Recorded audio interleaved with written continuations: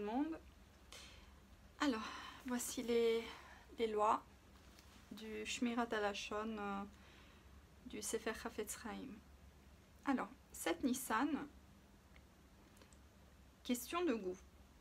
À première vue, exprimer un goût n'a rien de péjoratif. En disant je n'aime pas le vin sec, on ne fait qu'exprimer ses préférences sans faire la critique du vin.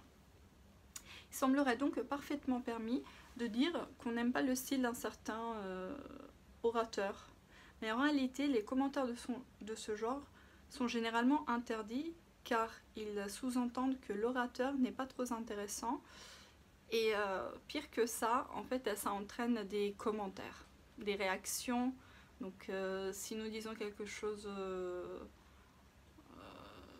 de ce genre, il y a de fortes chances que l'autre personne va argumenter ou dire ah oui tu as raison, et ça ne fera que empirer, juste pour une petite remarque dont le but n'est pas vraiment constructif.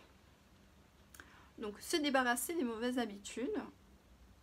Donc comment appliquer ça au quotidien? En réalité, il n'est absolument pas fondé de dire qu'une personne moyenne ne peut éviter de dire des choses interdites plus d'un jour ou deux.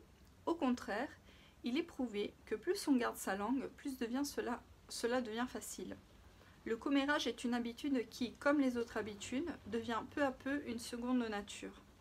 Néanmoins, il est tout à fait possible de se débarrasser d'une mauvaise habitude. Surtout lorsqu'on comprend qu'elle implique la transgression d'interdits de la Torah et que les sages la condamnent dans les termes les plus sévères. Il suffit d'en prendre conscience et de faire preuve d'un minimum de zèle, et on peut arriver très loin. Celui qui exprimait toujours toutes ses pensées sans hésiter s'habituera, lui aussi, à peser ses paroles avant de les formuler. Aussi à créer des filtres, des barrières.